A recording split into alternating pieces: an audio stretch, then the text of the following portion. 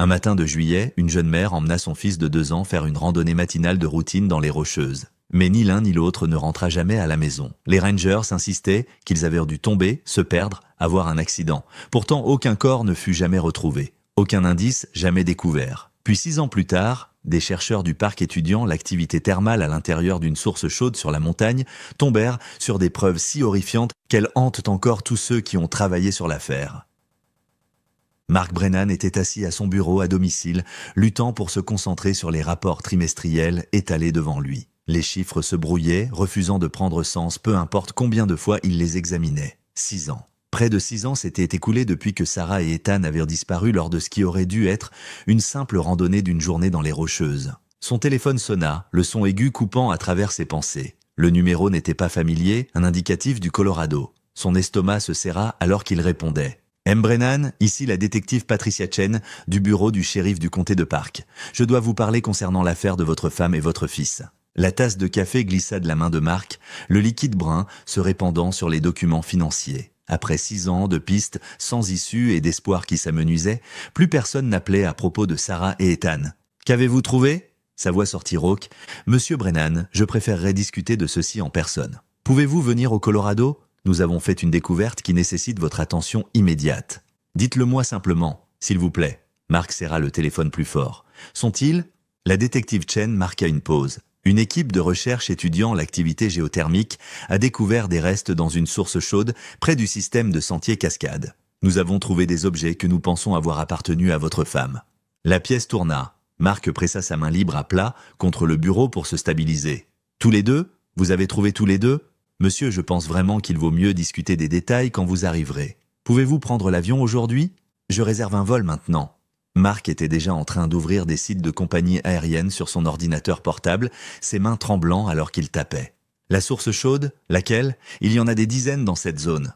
Morning Glory Pool, à environ 3 km du sentier principal. Monsieur Brennan, l'équipe de recherche qui a trouvé, ce qu'ils ont trouvé, ce sont des scientifiques environnementaux de l'Université du Colorado. Ils prenèrent des échantillons de carottes pour étudier les dépôts minéraux quand leur équipement a enregistré des anomalies au fond de la source. L'esprit de Mark remonta à ce matin de juillet 6 ans auparavant. Il s'était réveillé avec de la fièvre et des frissons, probablement une intoxication alimentaire due au plat à emporter douteux qu'ils avaient épris la veille. Sarah avait voulu annuler la randonnée, mais il avait insisté pour qu'ils y aillent sans lui. Ethan était si excité de voir le haut qui fait des bulles, comme il appelait les sources chaudes. 2 ans, solide sur ses petites jambes, toujours désireux d'explorer. Les objets ? Réussit à demander Mark. Qu'avez-vous trouvé exactement ? Des restes de tissu correspondant à de l'équipement de randonnée, une armature de sac à dos, du cuir qui semble provenir de bottes. Le ton professionnel de Chen ne pouvait masquer le poids de ce qu'elle ne disait pas. Et de la matière organique. Nous aurons besoin d'une confirmation ADN, mais étant donné l'emplacement et les objets trouvés. « Et mon fils ?» interrompit Mark. « Ethan n'avait que 2 ans. Avez-vous trouvé quelque chose qui indiquerait… » C'est ce dont nous devons discuter en personne, monsieur Brennan. L'équipe médico-légale traite encore la scène. La nature des sources chaudes rend la récupération compliquée. La température élevée et la teneur en minéraux affectent la préservation de manière unique. Mark se leva brusquement, renversant sa chaise. Par la fenêtre, il pouvait voir les voisins vaquer à leur mardi matin ordinaire, promenant des chiens, partant au travail, vivant des vies intactes par une dévastation soudaine. « Je serai sur le vol de 14h30 pour Denver. Quelqu'un peut venir me chercher à l'aéroport ? » « Je vous retrouverai personnellement », assura la détective Chen. « Monsieur Brennan, je sais que c'est incroyablement difficile. Nous allons avoir besoin que vous regardiez certains objets à des fins d'identification. Êtes-vous préparé à cela ? J'attends des réponses depuis 6 ans, dit Mark. Je suis prêt à tout. Mais même en le disant, il savait que c'était un mensonge. Comment quiconque pourrait-il se préparer à identifier les restes de sa femme ? Comment pourrait-il se préparer à la confirmation que la femme vibrante et aventureuse, qu'il avait convaincue de déménager au Colorado pour la randonnée, avait trouvé sa fin dans une piscine bouillante d'eau chargée de minéraux ? Après avoir terminé l'appel, Mark se déplaça mécaniquement à travers la maison, jetant des vêtements dans un sac. Dans le couloir, il passa devant la galerie de photos que Sarah avait insisté pour créer. Des dizaines de cadres montrant leurs aventures. Il y avait Ethan sur les épaules de Mark au Garden of the Gods, Sarah riant alors qu'elle essayait de monter leur tente dans une tempête de vent. Eux trois à Morning Glory Pool, juste l'été avant qu'ils disparaissent. Ethan pointant avec excitation les couleurs prismatiques tout en étant tenu en sécurité dans les bras de Sarah. Morning Glory Pool. Il l'avait de visiter plusieurs fois, toujours prudent de garder Ethan bien loin du bord. La température de l'eau était en moyenne de 71 degrés Celsius. Sarah lui avait lu les statistiques de sécurité, à quelle vitesse le corps humain succombait à une telle chaleur, comment les minéraux empêchaient toute décomposition complète, créant une sorte d'archive préservée de la tragédie. Mark se força à détourner le regard des photos et à se concentrer sur ce qui devait être fait. Appeler son patron, réserver le vol, emballer les documents d'identification dont la détective aurait sûrement besoin. Contacter la sœur de Sarah à Portland? Non, cela pouvait attendre jusqu'à ce qu'il en sache plus. Alors qu'il conduisait vers l'aéroport, 2 heures plus tard, Mark se retrouva à penser à l'équipe de recherche. À quoi cela avait-il ressemblé, s'attendant à trouver des dépôts minéraux et découvrant à la place des preuves d'une tragédie vieille de 6 ans? La détective avait mentionné des anomalies dans leur équipement. Du métal provenant d'armatures, de sacs à dos et d'œillets de bottes, probablement. Peut-être l'alliance, en titane, pour laquelle il avait économisé des heures supplémentaires, celle que Sarah n'enlevait jamais. Le vol passa dans un flou. Mark fixa par la fenêtre alors que les montagnes du Colorado apparaissaient, les mêmes sommets qui avaient attiré Sarah comme un aimant. Elle avait grandi dans l'Ohio, aussi plat que possible, et les montagnes avaient éveillé quelque chose en elle. Même après la naissance d'Ethan, elle avait insisté pour maintenir leur programme de randonnée, modifiant les itinéraires pour le porte-bébé, toujours préparé avec des fournitures et des plans d'urgence. Maintenant, enfin, il aurait des réponses, ou du moins certaines d'entre elles. La question qui le hantait le plus, ce qui était arrivé à Ethan, restait non dite dans les mots prudents de la détective Chen. Les sources chaudes préservaient certaines choses, en détruisaient d'autres. Quelle preuve d'un enfant de 2 ans pourrait survivre 6 ans dans de l'eau bouillante et acide? Alors que l'avion descendait vers Denver, Mark pressa son front contre la fenêtre et essaya de se préparer à ce qui l'attendait dans ces montagnes où sa famille avait disparu. La détective Patricia Chen attendait debout dans la zone des arrivées de l'aéroport de Denver, son apparence correspondant à son comportement professionnel au téléphone. Début de la quarantaine, des yeux vifs qui ne manquaient rien, portant des vêtements pratiques adaptés au terrain montagnard. Elle repéra Mark immédiatement, probablement à cause du chagrin épuisé gravé sur son visage. « Monsieur Brennan, dit-elle en tendant la main, je suis désolé que nous nous rencontrions dans ces circonstances. Mon véhicule essaie dehors. C'est environ 2 heures de route jusqu'au site. » Mark la suivit jusqu'à un SUV non marqué, reconnaissant qu'elle n'essayait pas de faire la conversation alors qu'il naviguait hors de l'aéroport. Les montagnes se dressèrent devant, les mêmes sommets qu'il avait autrefois trouvés majestueux se sentant maintenant oppressants. La détective Chen parla finalement alors qu'il rejoignait l'I-70. L'équipe de recherche a été très coopérative. Le docteur Emily Reeves dirigeait l'étude thermique quand ils ont fait la découverte il y a 3 jours. Ils nous ont immédiatement contactés et n'ont pas perturbé le site depuis. 3 jours, répéta Mark. Vous saviez depuis 3 jours.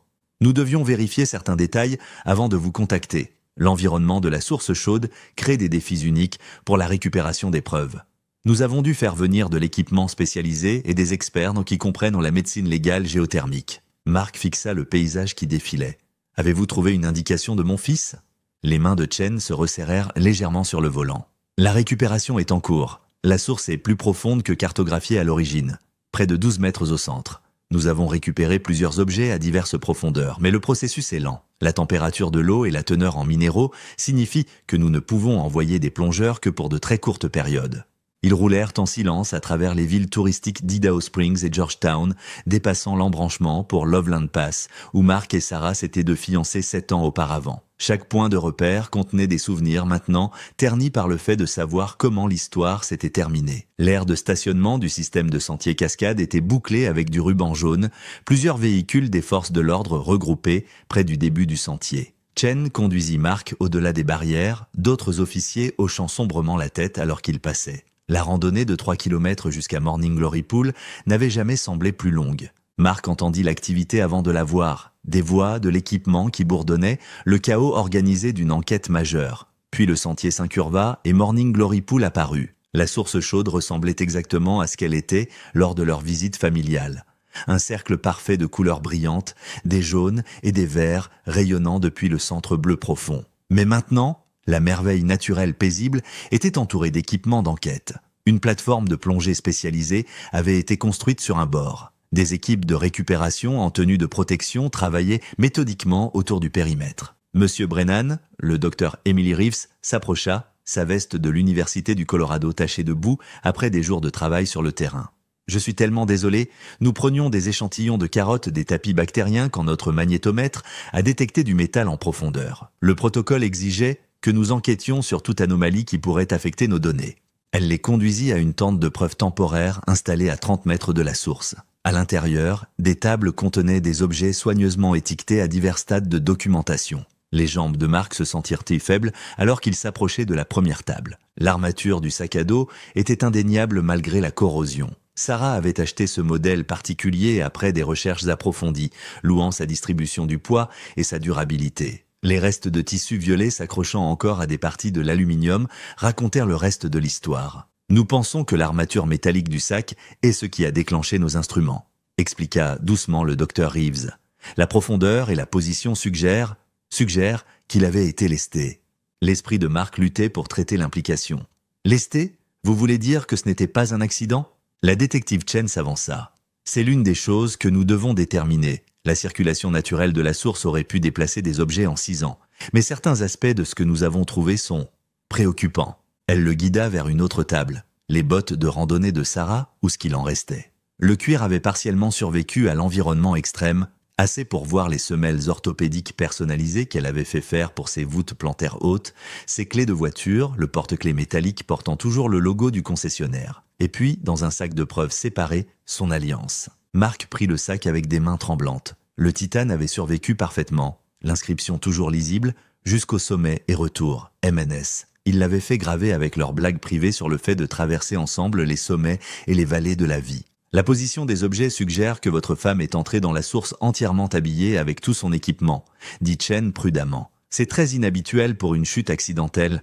La plupart des victimes qui entrent accidentellement dans les sources chaudes le font partiellement. Un pied glisse, ils atteignent quelque chose, ils se penchent de trop loin en prenant des photos. Une immersion complète avec un sac et des bottes.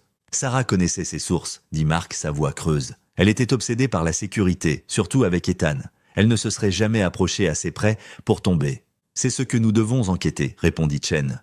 Il y a autre chose. L'enquête de l'équipe de recherche montre que cette source a un profil de profondeur inhabituel. La plupart des sources chaudes de cette zone sont relativement peu profondes, mais Morning Glory a une cheminée étroite qui s'étend beaucoup plus profondément que ne le suggère la piscine de surface. Les objets pourraient être distribués à différentes profondeurs. Marc comprit ce qu'elle ne disait pas directement. Différentes parties de preuves, différents restes, pourraient être à différents niveaux. La pensée le rendit nauséeux. « Qu'en est-il des autres randonneurs ce jour-là » demanda-t-il. « Le registre des sentiers? Les caméras de sécurité dans l'aire de stationnement ?»« Nous examinons tout du 15 juillet d'il y a 6 ans, assura Chen. Le registre des sentiers montre que votre femme s'est inscrite à 8h47. Mais Monsieur Brennan, ce système de sentiers a des dizaines de chemins interconnectés. Des centaines de personnes l'utilisent quotidiennement pendant l'été. Après 6 ans, retrouver des témoins potentiels, un cri de la plateforme de plongée l'interrompit. L'un des spécialistes de la récupération faisait signe de toute urgence. Chen s'excusa et courut, laissant Marc debout parmi les preuves des derniers moments de sa femme. Il se força à étudier chaque objet, essayant de comprendre. La montre GPS de Sarah, ses composants électroniques morts depuis longtemps mais le boîtier intact. Ses bouteilles d'eau, l'acier isolé montrant une corrosion minimale. Tout ce qu'elle avait transporté pour une randonnée d'une journée avec leurs bambins maintenant disposés comme des artefacts archéologiques. Mais où était la preuve d'Ethan? Pas de petites bottes, pas de sangle du porte-enfant que Sarah portait, pas de gobelet ou de collation ou l'un des dizaines d'articles qu'elle emballait toujours pour leur fils. L'absence se faisait plus bruyante que n'importe quelle découverte. La détective Chen revint, son expression illisible. « Monsieur Brennan, l'équipe de plongée a localisé des objets supplémentaires en profondeur. Nous allons devoir continuer les opérations de récupération, mais je pense que nous devrions vous amener à l'hôtel. Cela va être un long processus. » Ont-ils trouvé quelque chose lié à mon fils? Chen hésita. Pas de manière définitive. Mais Monsieur Brennan, l'absence de certaines preuves est significative. Si votre femme et votre fils étaient entrés dans la source, nous nous attendrions à trouver des objets des deux. Le fait que nous ne trouvions que des objets liés aux adultes suggère. Suggère quoi? Que peut-être votre fils n'était pas avec votre femme quand elle est entrée dans l'eau. Ce qui ouvre des questions entièrement différentes sur ce qui s'est passé ce jour-là. Marc sentit une étincelle de quelque chose qu'il ne s'était pas permis de ressentir en 6 ans, l'espoir. Si Ethan n'avait pas été dans la source, s'il y avait une chance, nous rouvrons ceci comme une enquête criminelle potentielle, continua Chen, ce qui signifie que nous allons interroger tous ceux qui sont liés à cette zone, employés du parc, randonneurs réguliers, quiconque aurait pu être ici ce jour-là. C'est un coup de chance après tant de temps, mais si votre fils a été séparé de votre femme avant qu'elle ne meure, quelqu'un pourrait avoir vu quelque chose. Alors qu'ils retournèrent vers le début du sentier, Mark jeta un dernier regard à Morning Glory Pool. Sa beauté trompeuse avait caché le sort de sa femme pendant 6 ans, mais elle n'avait pas réclamé son fils. Quelque part dans ces montagnes, il pourrait encore y avoir des réponses sur ce qui était arrivé à Ethan. La question était de savoir si ces réponses apporteraient de l'espoir ou juste un autre type de dévastation. Le centre de commandement avait été établi dans l'aire de stationnement de Cascade Trail à l'aube le lendemain matin. Mark arriva pour trouver des dizaines de personnels de recherche et de sauvetage rassemblés autour de cartes topographiques étalées sur des tables pliantes. L'air du matin était vif, portant le parfum du pin et la promesse d'une autre chaude journée de juillet à venir. La détective Chen le rencontra avec une tasse de café et un gilet fluorescent marqué « Famille ». Nous organisons des recherches par quadrillage basées sur les itinéraires possibles que votre femme aurait pu emprunter. Puisque nous examinons maintenant cela comme une scène de crime potentiel, nous vérifions également toutes les structures dans un rayon de 8 km. Structure ? Marc enfila le gilet, le café amer, mais bienvenue. Abri d'urgence, hangar de maintenance, vieille cabane de mineurs, cette zone a des dizaines de bâtiments que les randonneurs utilisent pendant les tempêtes. Si quelqu'un a rencontré votre femme et votre fils ce jour-là, ils auraient pu les diriger vers un abri, surtout si le temps se dégradait. Marc se souvenait que Sarah mentionnait les cabanes d'abri pendant leur randonnée. Le service du parc les maintenait pour une utilisation d'urgence, des structures de base avec du bois de chauffage, des fournitures de premiers soins et des livres de bord où les randonneurs enregistraient leur séjour. Sarah avait toujours noté leurs emplacements sur ses cartes dans le cadre de sa planification de sécurité complète. Un homme en uniforme de rangée du parc s'approcha, son visage buriné montrant le bronzage permanent de quelqu'un qui avait passé des décennies à l'extérieur. « Détective Chen, je suis le ranger Tom Mitchell. J'ai sorti les journaux de maintenance pour toutes les cabanes d'abri de ce secteur d'il y a 6 ans. » Il avait peut-être le début de la cinquantaine avec le genre de présence solide et rassurante que Mark associait aux hommes d'extérieur expérimentés. Son uniforme était soigné malgré l'heure matinale, radio et équipement correctement positionnés sur sa ceinture. « Voici Mark Brennan. » Chen fit les présentations, le mari de la femme disparue. L'expression de Mitchell se transforma en une sympathie sincère. « Je suis profondément désolé pour votre perte, monsieur Brennan. Je travaille sur ces sentiers depuis 15 ans. Votre femme, je me souviens d'elle d'après les registres de sentiers. Toujours inscrite correctement, notez son heure de retour prévue. Le genre de randonneur que nous souhaiterions que tout le monde soit. Vous vous souvenez d'elle ?» Marc sentit un frémissement d'espoir. Difficile d'oublier quelqu'un d'aussi constant. Elle faisait de la randonnée ici régulièrement, n'est-ce pas? Parfois avec vous, souvent avec le petit dans le porte-bébé. Mitchell sortit un carnet usé. J'ai parcouru mes journaux personnels hier soir quand la détective Chen a appelé à propos des vérifications d'abri. J'étais en fait de service ce jour-là il y a 6 ans, le 15 juillet. Chen se pencha en avant. Vous l'étiez? Ce n'était pas dans les dossiers d'enquête originaux. Mitchell hocha la tête. Je faisais l'entretien de routine des abris de l'arrière-pays. C'est consigné dans les registres du parc, mais je suppose que personne n'a pensé à recouper mon calendrier de maintenance avec l'affaire des personnes disparues à l'époque. J'étais à l'abri de Timber Creek ce matin-là, puis j'ai descendu jusqu'à Pine Ridge et Avalanche Creek dans l'après-midi. Ce sont tous le long des itinéraires possibles depuis le sentier principal, dit Marc, étudiant la carte. Avez-vous vu quelque chose d'inhabituel? Des randonneurs en détresse? C'est ce que j'essaie de me rappeler. Le 15 juillet, nous avons eu du temps qui s'est déplacé de manière inattendue cet après-midi-là. Rien de grave, mais assez de pluie pour envoyer des randonneurs non préparés chercher un abri. Je me suis assuré que les 3 abris étaient approvisionnés et sécurisés. Le pouls de Marc s'accéléra. Sarah n'était pas non préparée, mais avec un enfant de 2 ans, elle aurait pu chercher un abri même contre une pluie modérée. Les livres de bord ont-ils été vérifiés après la disparition de ma famille? Mitchell et Chen échangèrent des regards. C'est en fait peu clair d'après les dossiers de l'affaire originale, admit Chen. La recherche initiale s'est concentrée sur les sentiers principaux et l'hypothèse d'un accident. Les cabanes d'abri ont été vérifiées pour l'occupation, mais je ne vois pas d'enregistrement des livres de bord examinés. Je les ai, dit Mitchell doucement. Tous les vieux livres de bord, le service du parc voulait les jeter pendant la rénovation il y a 2 ans, mais je les ai gardés. Je pensais que c'était des documents historiques qui valèrent la peine d'être préservés. Ils sont entreposés à la station de Rangers. Chen assigna immédiatement un officier pour récupérer les livres de bord tout en organisant des équipes de recherche. Mark se retrouva assigné au groupe de Mitchell, se dirigeant vers les cabanes d'abri pour effectuer des recherches approfondies avec des yeux neufs. Alors qu'ils marchèrent vers l'abri de Timber Creek, Mitchell maintenait un rythme régulier malgré l'altitude, indiquant les caractéristiques du sentier avec la facilité d'une longue familiarité. Votre femme connaissait bien ces sentiers. Elle aurait su exactement où se trouvait chaque abri.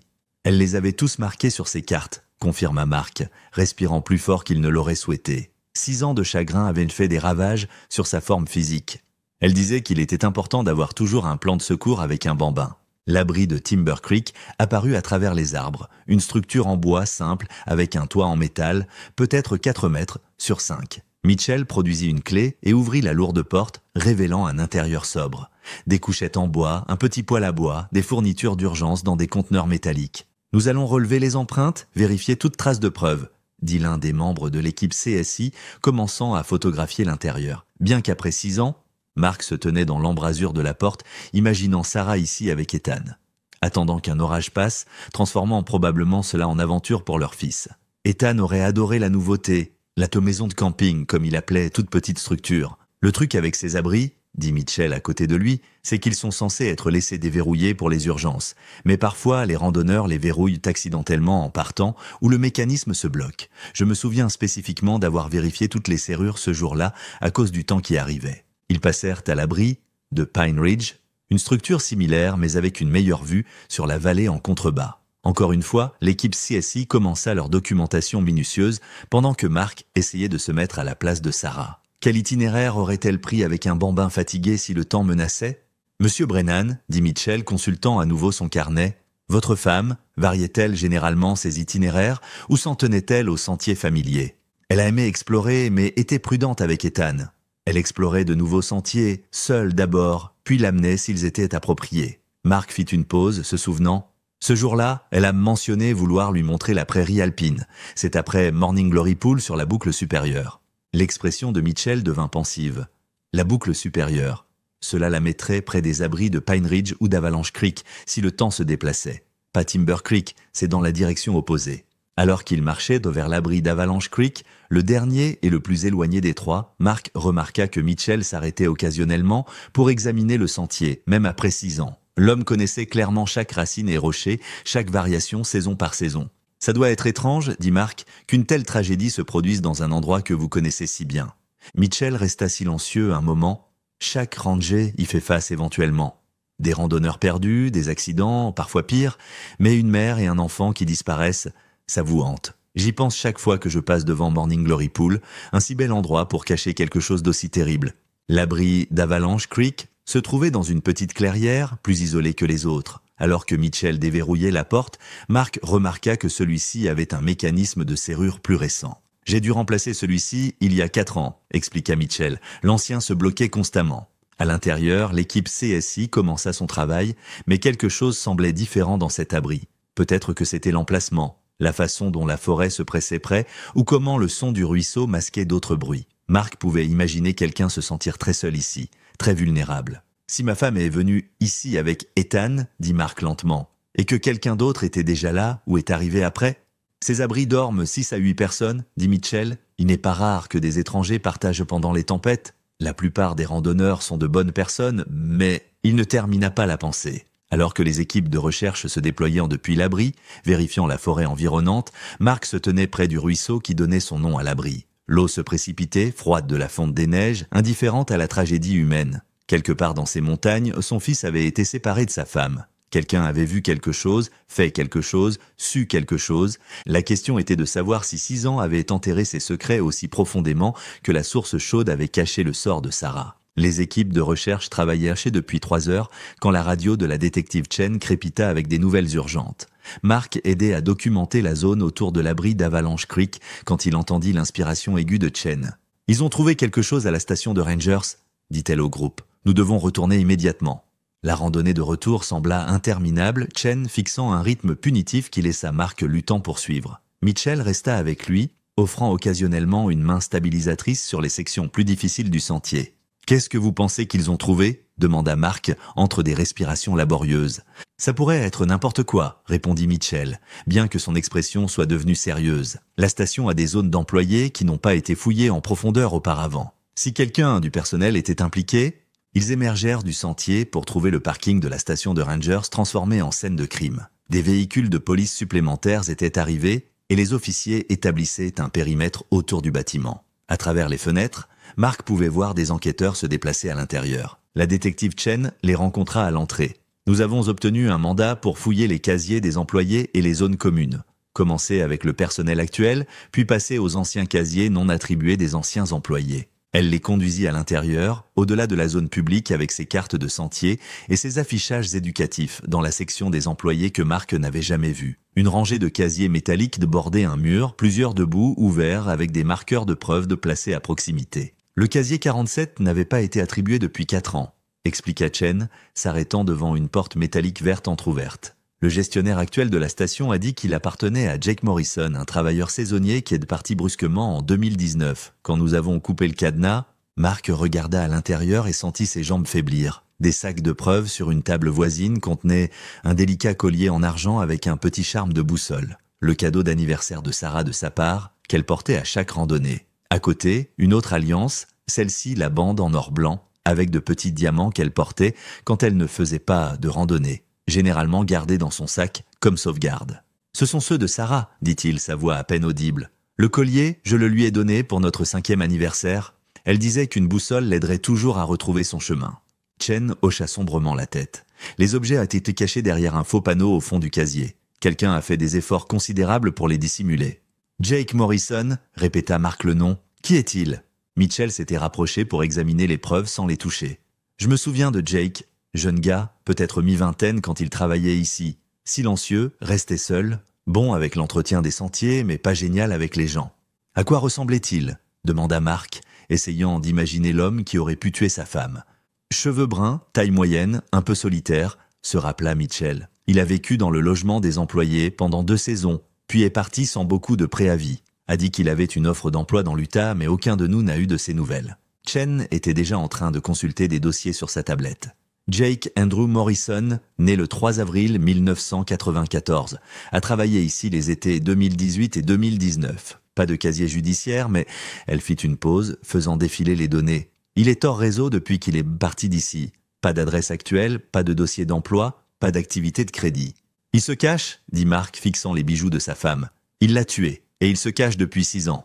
Nous lançons une alerte bolo maintenant, assura Chen.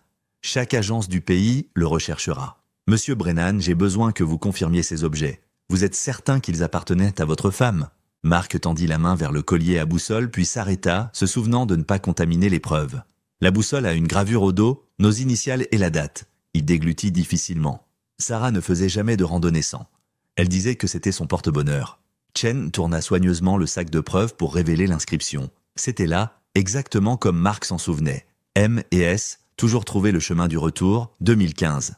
Si Jake Morrison a pris ceci comme trophée, Chen ne termina pas la phrase, tout le monde comprenait l'implication. « Mais pourquoi les laisser ici ?» demanda Marc. « Pourquoi ne pas les prendre quand il a fui ?» Mitchell prit la parole pensivement. « Les casiers sont rarement vérifiés. La direction ne les vide que tous les quelques ans quand ils ont besoin d'espace. Ils pensaient probablement qu'ils seraient en sécurité ici indéfiniment, peut-être prévoyaient de revenir les chercher un jour. » Alors que les techniciens de scène de crime traitèrent le casier et la zone environnante, Marc se retrouva à étudier la salle de pause des employés visible à travers une porte. Un espace si ordinaire, cafetière, réfrigérateur couvert d'avis de sécurité, une table avec des chaises dépareillées. Jake Morrison s'était-il assis là, à planifier son crime? Était-il revenu après avoir tué Sarah et avait-il calmement déjeuné avec ses collègues?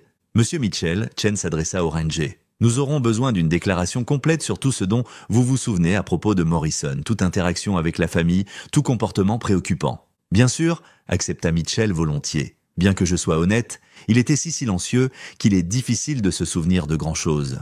Il se présentait, faisait son travail, rentrait chez lui, le genre d'employé que vous remarquez à peine.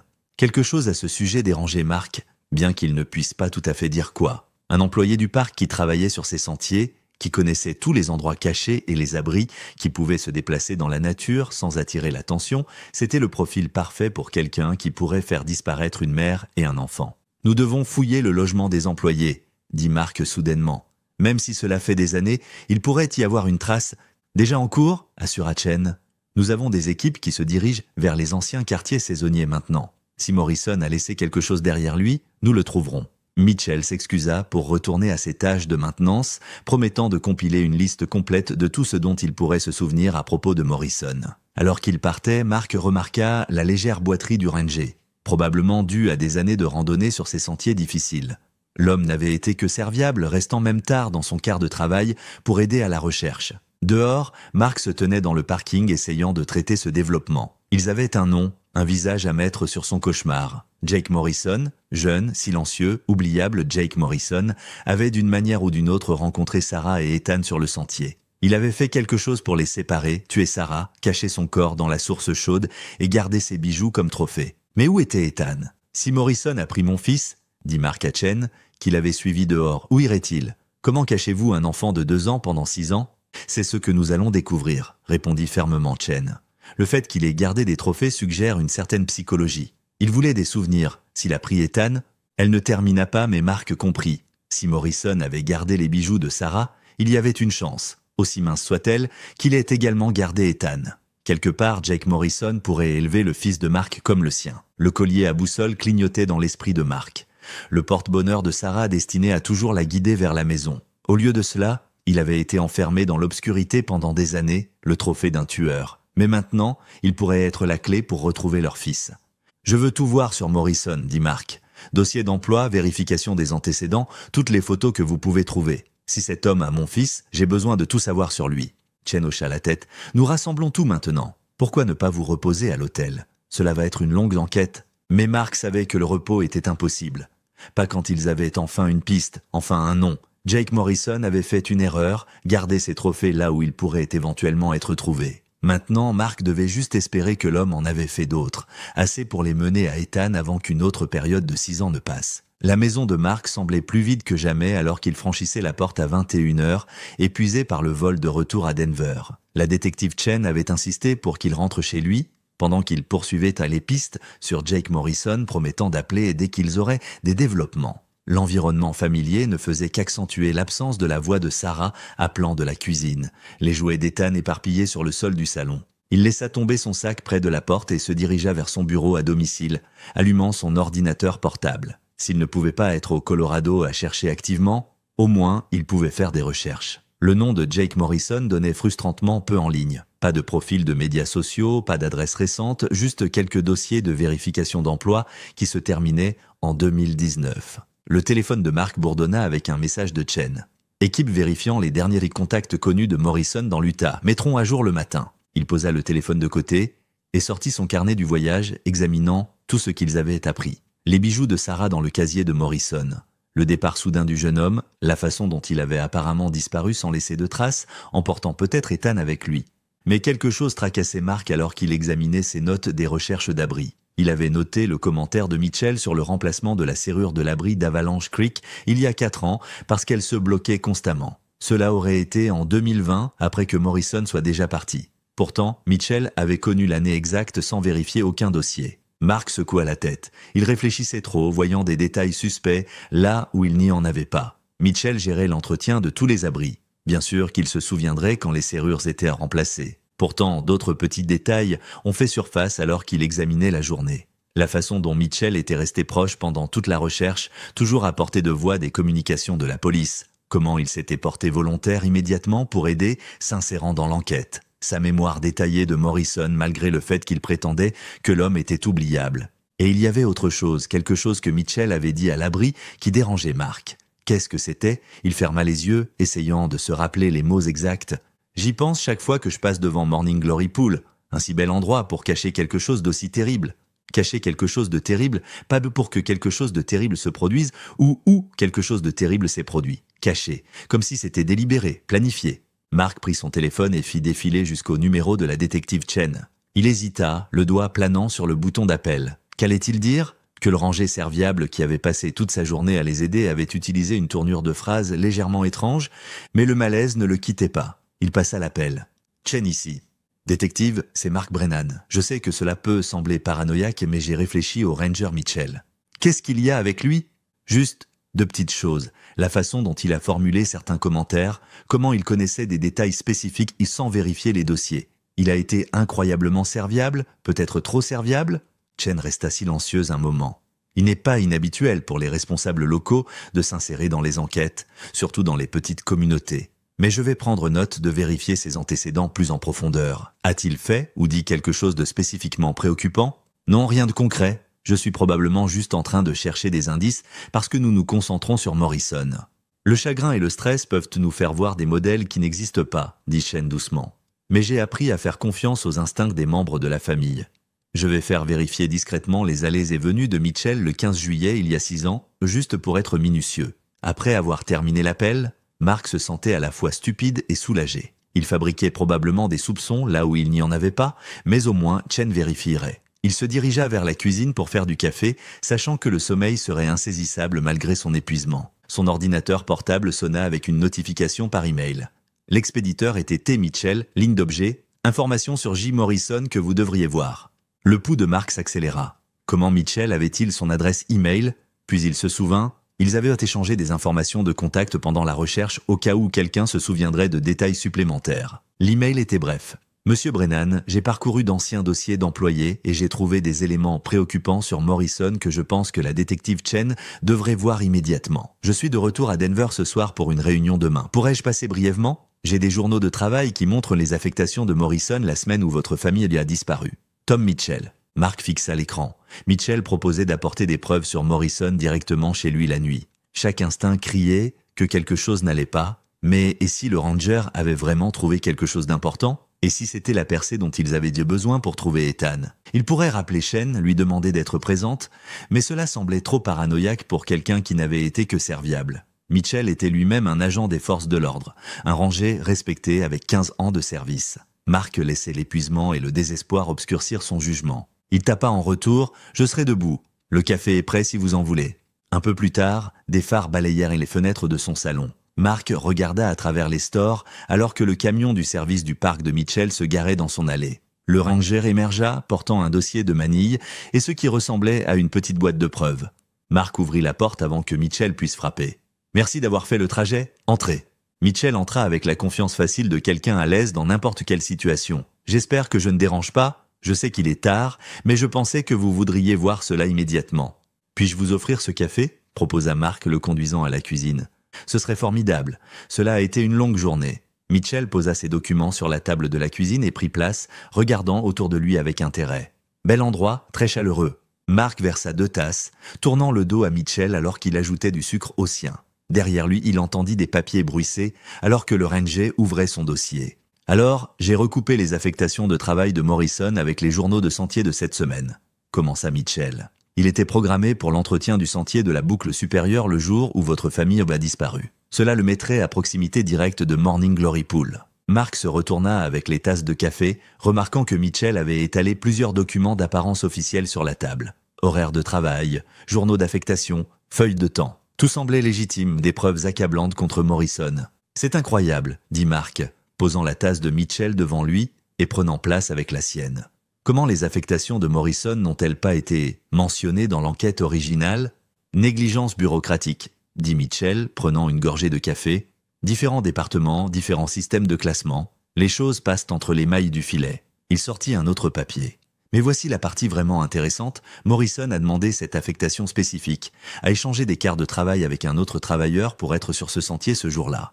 Mark se pencha en avant pour examiner le document, sa tasse de café chaude entre ses mains. L'information était convaincante, dressant un portrait de Morrison comme un prédateur qui avait planifié son crime. Il prit une longue gorgée de café, sentant la caféine frapper son système épuisé. « Nous devons apporter cela à la détective Chen immédiatement, » dit Mark, tendant la main vers son téléphone. Mais sa main se sentait étrangement lourde, ses mouvements lents. La cuisine sembla s'incliner légèrement. Mitchell continua à parler, sa voix stable et calme. « Vous savez, le truc avec Morrison, c'est qu'il était toujours trop évident, trop commode. Le solitaire silencieux, le départ soudain, la vraie vie n'est généralement pas aussi nette. » Mark essaya de se concentrer sur le visage de Mitchell, mais sa vision se brouillait. La tasse de café glissa de ses doigts, engourdie, le liquide brun se répandant sur les documents. « Qu'avez-vous »« Je suis vraiment désolé pour ça, Mark. » La voix de Mitchell semblait lointaine malgré le fait d'être juste en face de la table. « Vous deviez juste mentionner vos préoccupations à la détective, n'est-ce pas?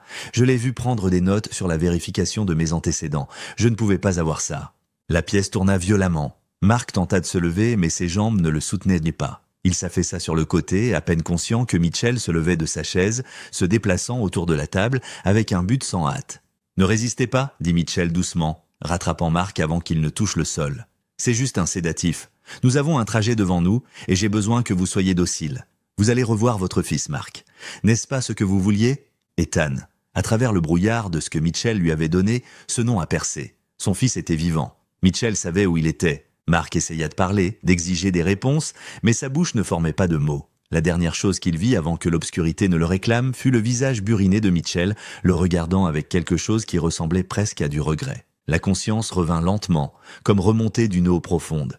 La tête de Mark battait, sa bouche semblait tapissée de coton, et pendant plusieurs moments désorientants, il ne pouvait pas se rappeler où il était. La surface sous lui était dure, froide, un plancher en bois, pas son lit. Ses poignets étaient attachés derrière son dos, avec ce qui ressemblait à des attaches zip, et ses chevilles étaient également entravées. La mémoire s'écrasa, Mitchell dans sa cuisine, le café drogué, la promesse terrifiante de voir Ethan.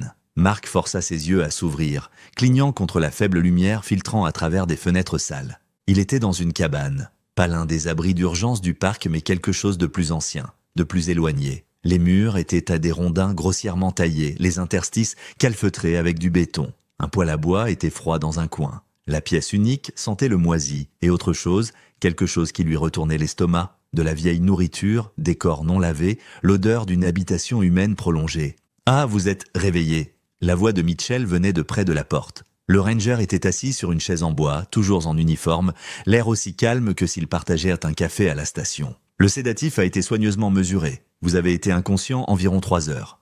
Où sommes-nous? La voix de Mark sortit rauque. La vieille cabane de chasse de mon grand-père. À environ 24 kilomètres de tout sentier. Complètement hors réseau. Je pense à la vendre depuis des années, mais elle s'est avérée utile. Mitchell se leva, se déplaçant pour vérifier les liens de Mark avec une efficacité professionnelle. Je ne peux pas vous laisser vous libérer. Pas encore. Vous avez tué Sarah. Ce n'était pas une question. Le visage de Mitchell se crispa. Ce n'était pas censé se passer comme ça. Rien n'était censé se passer comme ça. Il se dirigea vers la fenêtre, regardant la forêt sombre. Ma femme Rebecca et moi avions essayé d'avoir des enfants pendant 5 ans.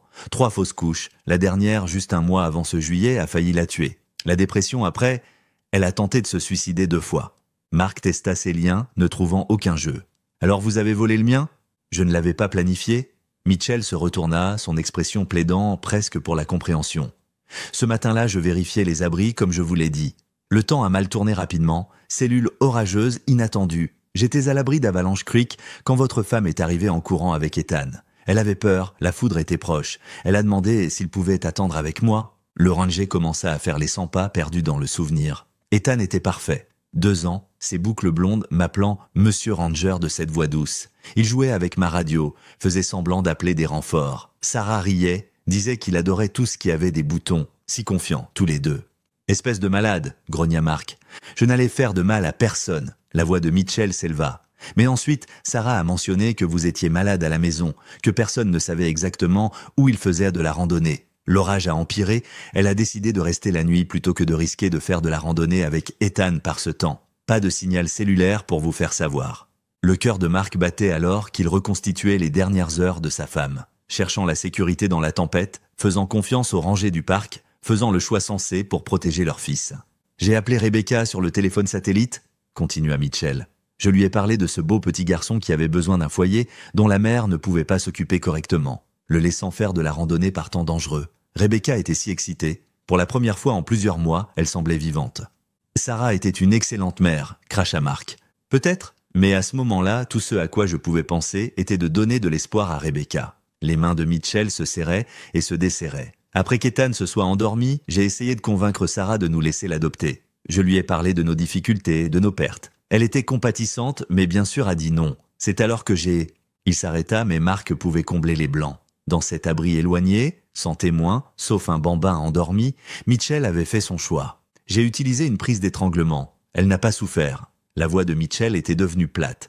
Ensuite, j'ai dû comprendre quoi faire. J'ai enveloppé son corps dans une bâche, des fournitures de l'abri, j'ai mis des pierres avec elle, je l'ai portée à Morning Glory Pool avant l'aube. Les sources chaudes détruiraient toute preuve, pensais-je. J'ai pris ces bijoux comme preuve qu'elle était partie, prévoyais de les planter sur quelqu'un éventuellement. Morrison, dit Mark. Pauvre Jake, mauvais endroit, mauvais moment, mauvaise personnalité. Le bouc émissaire parfait quand nécessaire. Mitchell sourit en fait. J'ai gardé ces objets pendant des années, attendant le bon moment. Quand ils ont trouvé les restes de Sarah, j'ai su qu'il était temps de détourner les soupçons. « Où est mon fils ?» demanda Mark. Mitchell vérifia sa montre. Rebecca l'amènera bientôt, et les fournitures dont nous aurons besoin pour nous occuper de vous. Elle connaît la vérité depuis le début. M'a aidé à créer l'histoire d'adoption, à teindre ses cheveux, à le garder caché ses premiers mois. Elle a été une merveilleuse mère pour lui ces 6 années. Son nom est Ethan, pas ce que vous l'avez appelé. Owen, nous l'appelons Owen Mitchell. La voix du ranger s'adoucit. Il est heureux, Mark. Bon élève, adore le football, veut être rangé comme son père. Il ne se souvient pas de vous ou de Sarah. Pour autant qu'il sache, Rebecca et moi sommes tout son monde. Le bruit d'un véhicule qui s'approchait fit bouger Mitchell vers la fenêtre. Des phares balayèrent les arbres. Juste à temps. Maintenant, vous allez rester calme et silencieux. Rebecca apporte les fournitures, bâche, chaud, pelle. Owen est dans la voiture. Nous lui avons dit que nous vérifions la vieille cabane, peut-être passer la nuit. Tout bruit de votre part, et nous devrons traumatiser le garçon en lui laissant voir des choses qu'aucun enfant ne devrait voir. Mark entendit des portes de voiture, des voix, le ton agréable d'une femme, puis, son cœur s'arrêta presque, la voix d'un jeune garçon, plus profonde qu'il ne s'en souvenait mais indéniablement Ethan. Son fils était juste dehors, vivant, à portée de main mais impossiblement loin. La porte de la cabane s'ouvrit. Une femme entra en premier, mi-quarantaine avec des cheveux grisonnants et des yeux froids qui évaluèrent la situation avec un calme pratiqué. Elle portait un grand sac de sport qui faisait des bruits de cliquetis inquiétants. « Est-il sécurisé ?» demanda-t-elle à Mitchell, sa voix professionnelle. « Serré comme possible. Où est Owen ?» « Dans le camion avec son iPad. Je lui ai dit que nous serions quelques minutes à vérifier les souris. » Rebecca posa le sac, l'ouvrant pour révéler une bâche bleue pliée, des bouteilles de produits chimiques et d'autres fournitures. Nous aurions dû faire cela il y a des années quand il a commencé à poser des questions sur l'autre femme. Le sang de Mark se glaça. Ils avaient fait cela auparavant. À travers la fenêtre sale, Mark pouvait voir le camion garé à l'extérieur, une petite silhouette illuminée par la lumière intérieure. 8 ans maintenant, concentré sur ce qui jouait sur son écran, même à cette distance, même avec les cheveux teints, Mark savait que c'était son fils. « Bonne idée avec l'iPad, dit Mitchell. Combien de temps cela le gardera-t-il occupé ? J'ai téléchargé un nouveau jeu avant de partir. Cela devrait nous donner au moins 1 heure. » Rebecca enfila des gants en latex avec une efficacité troublante. « Où l'emmenons-nous ? Il y a un vieux puits de mine à environ 5 km au nord. Chute de 30 mètres, inondations au printemps. Au moment où quelqu'un trouvera quelque chose, il ne restera pas grand-chose. « Vous avez tué d'autres » s'étouffa Mark. Rebecca rit, un son froid. Justin, un randonneur qui en a trop vu il y a 5 ans, a reconnu Owen d'une vieille affiche de disparu dans une station-service.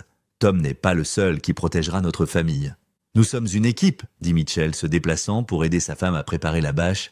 Des partenaires dans tout. Quand j'ai ramené Ethan à la maison cette nuit-là, lui ai dit ce qui s'était passé, elle n'a pas hésité. Elle a dit qu'on nous avait fait un cadeau et que nous ferions tout ce qu'il faudrait pour le garder. » Mark testa désespérément ses liens. Son fils était juste dehors jouant à des jeux, inconscient que ses parents se préparaient à assassiner son vrai père. Les mêmes personnes qui avaient dû tuer sa mère étaient sur le point de faire de lui un orphelin complet. « S'il vous plaît, essaya Mark. Vous avez ce que vous vouliez, vous avez Ethan. Laissez-moi juste partir, je vais disparaître, ne jamais vous contacter. Vous avez déjà dit à cette détective que vous étiez méfiant envers Tom, interrompit Rebecca. Non, monsieur Brennan, vous auriez dû laisser le passé enterré comme votre femme. Un son à l'extérieur les fit tous se figer. Des portes de voiture claquant, plusieurs véhicules. Rebecca se précipita vers la fenêtre. « Merde, quelqu'un arrive, on dirait… » Son visage pâlit. « La police, plusieurs unités. » Mitchell saisit son fusil dans l'armoire. « Comment ont-ils trouvé nous ?» À travers la fenêtre, Mark vit des officiers prendre position et son cœur bondit, puis plongea alors qu'il vit Owen sortir du camion, confus par l'activité soudaine. Le garçon se tenait figé entre la cabane et les voitures de police, son iPad tombant de ses mains. « Owen !» cria Rebecca. « Retourne dans le camion !» Mais le garçon se tenait juste là, pris dans le chaos en développement, alors que des haut-parleurs de police crépitaient à la vie et que ses parents se préparaient à une confrontation qui briserait complètement son monde. « Tom Mitchell !» La voix de la détective Chen retentit à travers un mégaphone. « C'est la police. Nous avons la cabane encerclée. Envoyez Mark Brennan et le garçon, puis sortez avec les mains visibles. » « Comment ?» siffla Rebecca, serrant les bouteilles de produits chimiques. « Nous étions prudents. » Mitchell regarda par la fenêtre, fusil en main. « Le téléphone de Brennan. Ils ont dû le tracer ici. Ou sa voiture à la maison. » Chen savait qu'il me soupçonnait. Mark sentit une poussée d'espoir. Chen avait pris ses préoccupations au sérieux après tout, l'avait surveillé. Quand il était devenu silencieux après la visite de Mitchell, elle avait agi. « Maman, papa ?» La voix d'Owen porta de l'extérieur, aiguë et effrayée. « Qu'est-ce qui se passe ?»« Remets-le dans le camion ?»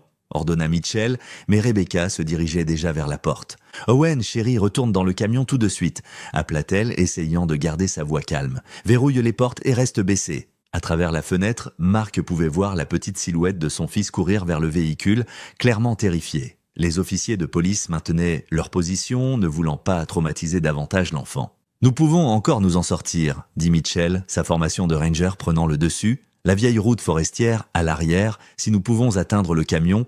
Avec des flics partout ?» La composition de Rebecca se fissurait. « Tom, nous sommes encerclés. Alors nous négocions, nous avons Brennan comme otage. » Marc rit amèrement depuis le sol. « Négocier ? Vous avez assassiné ma femme. Vous avez kidnappé mon fils. Vous avez tué un autre randonneur. Qu'est-ce que vous pensez pouvoir négocier exactement ? Tais-toi !» Rebecca lui donna un coup de pied dans les côtes. « C'est ta faute. Si tu avais juste laissé les choses tranquilles, si j'avais laissé mon fils avec les meurtriers de sa mère… » Marc cracha du sang. « Jamais. » Mitchell vérifiait ses munitions, mouvement rapide et professionnel. « Ils ne savent-ils pas pour Stevens ? La mort de ce randonneur a été jugée accidentelle. Si nous pouvons… » Le téléphone dans la poche de Mitchell sonna. Il regarda l'écran, le numéro de Chen. « Réponds », pressa Rebecca. « Vois ce qu'ils veulent. » Mitchell le mit sur haut-parleur. « Détective. » « Tom, cela ne doit pas mal finir. » La voix de Chen était calme mais ferme. « Envoyez Monsieur Brennan. Parlons de cela. »« Il n'y a rien à discuter, » répondit Mitchell. « Vous avez fait des hypothèses basées sur les délires paranoïaques d'un père en deuil. »« Nous avons des preuves, Tom. » Les bijoux de Sarah Brennan, avec vos empreintes digitales, pas celles de Morrison. Des images de sécurité de vous accédant à ce casier plusieurs fois au fil des ans. Vos dossiers de location de cabane montrant que vous étiez ici, pas aux abris, le matin du 15 juillet il y a 6 ans. Rebecca et Mitchell échangèrent des regards. Marc vit le moment où ils réalisèrent que les murs se refermaient. « Qu'est-ce que vous voulez ?» demanda Mitchell. « Envoyez Brennan et le garçon. Ensuite, vous et Rebecca sortez avec les mains visibles. C'est fini, Tom. Ne rendez pas cela pire. »« Pire ?» Mitchell rit durement. « Vous voulez prendre notre fils. »« Ce n'est pas votre fils, » dit fermement Chen. « C'est Ethan Brennan et il mérite de connaître la vérité. » Rebecca saisit le téléphone. Ce garçon ne se souvient même pas de ses parents biologiques. Nous sommes la seule famille adulte qu'il connaît. Vous voulez détruire sa vie ? Vous avez détruit sa vie quand vous avez assassiné sa mère, répondit Chen. Rebecca, je sais que vous avez peur, mais pensez à Owen, Ethan. Voulez-vous que son dernier souvenir de vous soit une fusillade ? Laissez-le se souvenir des bons moments, pas de cela. Marc regarda le visage de Rebecca se tordre de rage et de chagrin. Pendant 6 ans, elle avait vécu son rêve. Une famille heureuse, un fils aimant. Maintenant, cela s'effondrait. « Il n'y avait pas de bons moments !» cria Marc vers le téléphone. « Chaque anniversaire, chaque Noël, chaque histoire du soir était construit sur le meurtre de ma femme. Vous n'êtes pas ses parents, vous êtes les monstres qui ont tué sa vraie mère. » Mitchell leva le fusil vers Marc. « Un mot de plus ?» Un projecteur LED flamboya soudainement à travers la fenêtre, les aveuglant. Dans ce moment de désorientation, ils entendirent la porte du camion s'ouvrir à l'extérieur. « Non !» cria Rebecca. « Owen, reste dans le camion !» Mais à travers le chaos, Marc entendit la voix de son fils. Plus proche maintenant. « Maman, papa, j'ai peur. Le policier a dit de venir vers lui. »« Retourne !» rugit Mitchell, tournant vers la porte. Tout s'est passé en même temps. Rebecca se jeta vers la porte pour atteindre Owen. Mitchell, aveuglé par le projecteur, balança son fusil sauvagement. Marc roula fort vers sa gauche, utilisant son corps lié pour faire trébucher Rebecca, qui s'écrasa sur Mitchell. Le fusil tira, le son assourdissant dans la petite cabane. Des éclats de bois explosèrent du cadre de la porte. Dehors, des officiers criant des ordres, et Owen criait, un son qui déchira le cœur de Marc. « Coup de feu tiré, coup de feu tiré !» cria quelqu'un dehors. Mitchell luttait pour retrouver son équilibre, mais des bombes lacrymogènes s'écrasèrent à travers les fenêtres. La fumée remplit la cabane instantanément, étouffante et aveuglante. Marc ferma les yeux, retenant son souffle, sentant Rebecca trébucher sur lui, alors qu'elle essayait d'atteindre la porte. « Owen !» cria-t-elle à travers le gaz. « Mon bébé !» Des mains fortes saisirent un homme Marc, le traînant vers l'air frais. Il haleta, alors que l'air frais de la nuit frappait ses poumons, clignant des yeux à travers les larmes pour voir des officiers tactiques envahir la cabane. Mitchell et Rebecca étaient forcés au sol, des officiers les retenant alors qu'ils luttaient et criaient pour leur fils. « Ethan est en sécurité, » dit Chen, apparaissant à côté de Marc alors que les médecins coupaient de ses liens. « Nous l'avons amené à l'ambulance. Il est terrifié, mais indemne. » Les bras de Marc criaient alors que la circulation revenait, mais il se força à se redresser. « J'ai besoin de le voir. »« Bientôt. Laissez les médecins. » Maintenant, Marc la dépassa, titubant vers l'ambulance où il pouvait voir une petite silhouette enveloppée dans une couverture. Son fils était assis sur le pare-choc de l'ambulance, une femme officier agenouillée à côté de lui, parlant doucement. Le visage du garçon était strié de larmes, tout son corps tremblant. Quand il vit Marc s'approcher, il se recroquevilla. « C'est lui !» murmura Owen à l'officier. « C'est l'homme qu'ils avaient attaché ? Est-ce qu'il est une mauvaise personne ?» Mark s'arrêta à quelques mètres, le cœur brisé. Derrière lui, il pouvait entendre Mitchell et Rebecca être lus leurs droits, criant toujours à propos de leur fils, leur famille, leurs droits. Mais tout ce que Mark pouvait voir était l'enfant de 8 ans terrifié qui ne le connaissait pas du tout. « Non, ma chérie, » dit doucement l'officier à Owen, « il n'est pas mauvais. En fait, il te cherche depuis très longtemps. » Me chercher? La confusion se mêlait à la peur dans ses yeux familiers. Pourquoi? Mark s'agenouilla lentement, se rendant plus petit, non menaçant. « Parce que je t'aime, » dit-il simplement. « Et tu m'as manqué chaque jour. » Owen, Ethan, le fixa, puis regarda en arrière vers l'endroit où ses parents étaient chargés dans des voitures de police. Le monde du garçon s'effondrait, tout ce qu'il avait cru se déchirait. Mark ne voulait rien de plus que de le rassembler dans ses bras, mais il resta immobile, laissant son fils traiter ce moment impossible. « Ils ont dit que tu étais mauvais » murmura le garçon. « Ils ont dit… »« Je sais » dit Mark doucement. « Ils t'ont dit beaucoup de choses qui n'étaient donc pas vraies, et ça va être vraiment difficile à comprendre. Mais je te promets, nous allons le comprendre ensemble, quand tu seras prêt. » La nuit était remplie de sirènes, de bavardages radio, d'officiers traitant la scène. Mais à ce moment-là, il n'y avait que Mark et son fils, séparés par 1 mètre et 6 ans de mensonges, commençant le long voyage de retour vers la vérité. « Les Mitchell sont en cours de traitement au comté », informa Chen. « Tous 2 sont accusés de meurtre, d'enlèvement, de complot. Tom s'est complètement effondré pendant la réservation, mais Rebecca maintient qu'ils n'ont rien fait de mal, qu'ils ont sauvé Ethan de parents négligents. « Elle est délirante », dit Mark platement. Chen consulta ses notes. « La confession de Mitchell correspond à ce qu'il vous a dit à la cabane. Il a tué votre femme à l'abri. Mais Rebecca était pleinement complice dès le moment où il a ramené Ethan à la maison. Elle a aidé à teindre ses cheveux, à créer l'histoire de couverture d'adoption, la garder cachée. Quand ce randonneur a reconnu Ethan il y a 5 ans, Rebecca était celle qui l'a poussé de la falaise, pendant que Tom créait un alibi ailleurs. Mais comment Sarah s'est-elle retrouvée à Morning Glory Pool? Mitchell est retourné 3 nuits plus tard pendant sa patrouille régulière. Il avait besoin d'un endroit où le corps ne serait jamais trouvé, ou s'il était trouvé, n'aurait pas de preuves utilisables.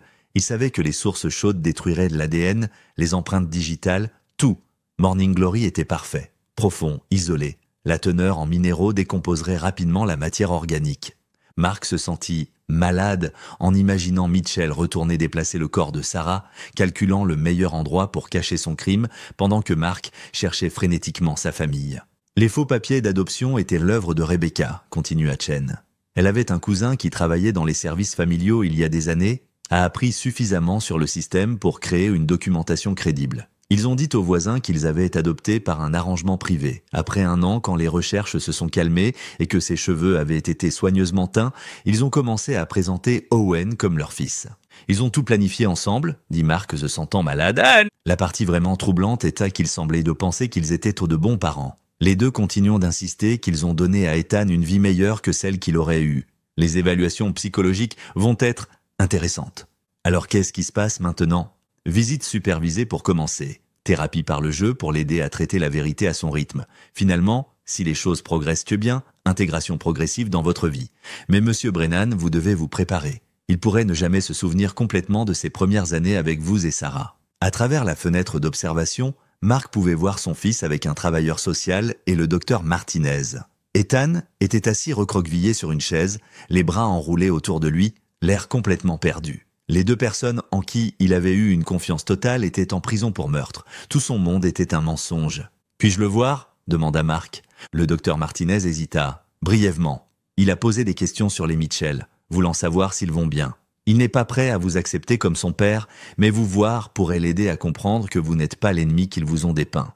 Mark entra lentement dans la pièce. Ethan leva les yeux avec ses yeux douloureusement familiers, se pressant plus près du travailleur social.